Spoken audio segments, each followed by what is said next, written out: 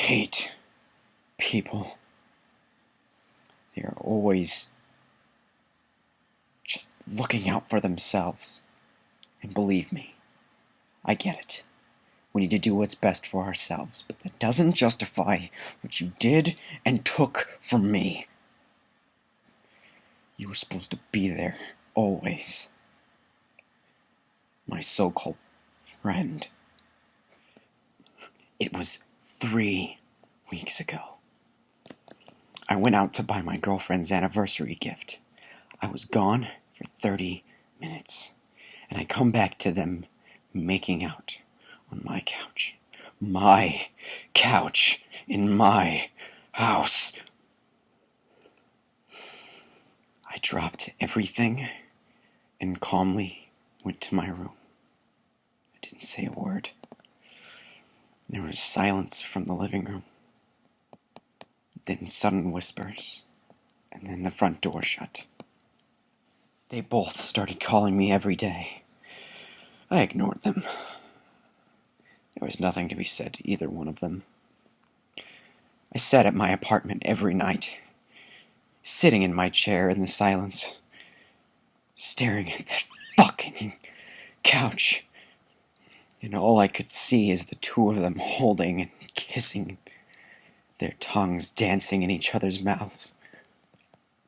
The more I stared, the more the rage and the frustration built up inside me, until finally I snapped. I dragged the couch outside to the woods behind my apartments and soaked the couch in butane lighter fluid and set it on fire. As I gazed upon the piece of furniture I had set ablaze, I could see both my so-called friend and lover burning. I could hear their screams, and a smile began to stretch across my face, and I began to chuckle. This picture was a beauty to me, with such detail, seeing their skin turn pale, then to red, and then black. As a thick, dark liquid began to show and catch on fire as well. I could hear their pleads for help, but then it stopped. No, it's not good enough. I need more. Yes, more. They need to suffer. They need to pay. A few weeks went by, and I began to plan what they deserved. Their suffering. I decided to call them, invite them over for a nice dinner. Jack and Jane both showed up as a couple. Rage and pain stirred inside. We sat down at the table, and I poured everyone a glass of wine. Jack began to speak first after a long, awkward. A few weeks went by, and I began to plan what they deserved.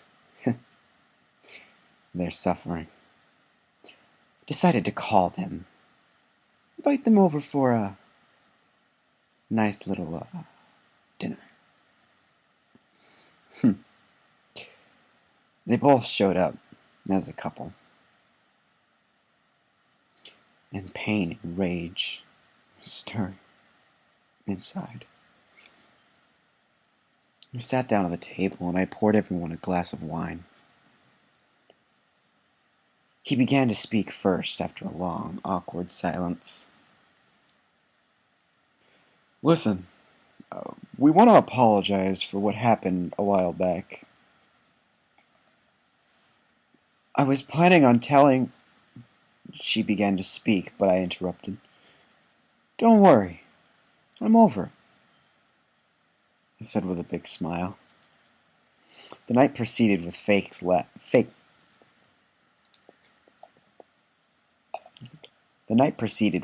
laughs and small talk, till finally I couldn't wait any longer. "I'll be right back."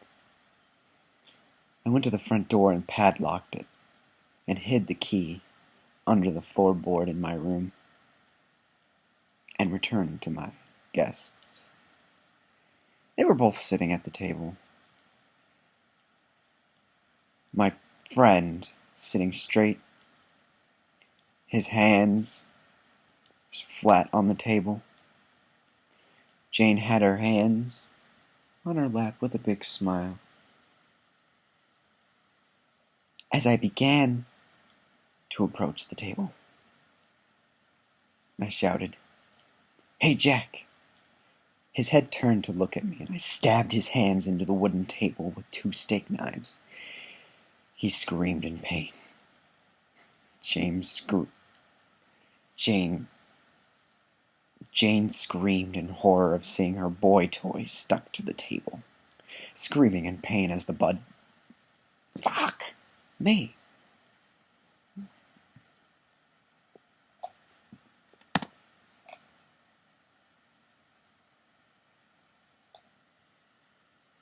I turned and I looked at Jane and cracked a smile.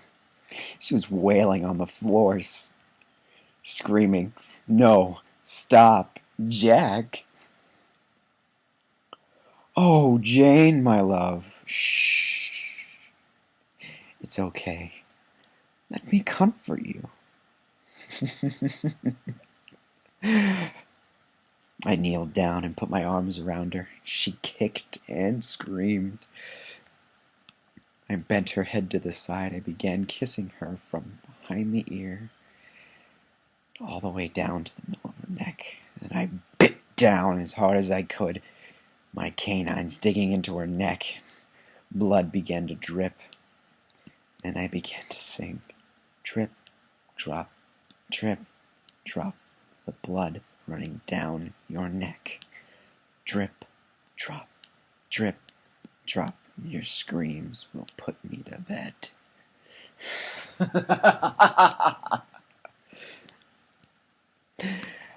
I grabbed my straight razor and split her shirt down the middle. Began to slowly carve G plus L into her back, watching her skin begin to split and blood pour out as I made each cut. Then I left her to bleed. By this time, Jack started to gain consciousness from hearing Jane scream. The pain suddenly coming back to him, he started to groan. I reached under this sink of the kitchen, grabbed a large oil can I had filled up, started to pour oil on everything. I did it till it was about half empty. Then went back to the bathroom, unlocked one of the handcuffs on Jane, and dragged her to the dining room and cuffed her to Jack, so that if she pulled or tugged, she'd be splitting his hands in two. Jack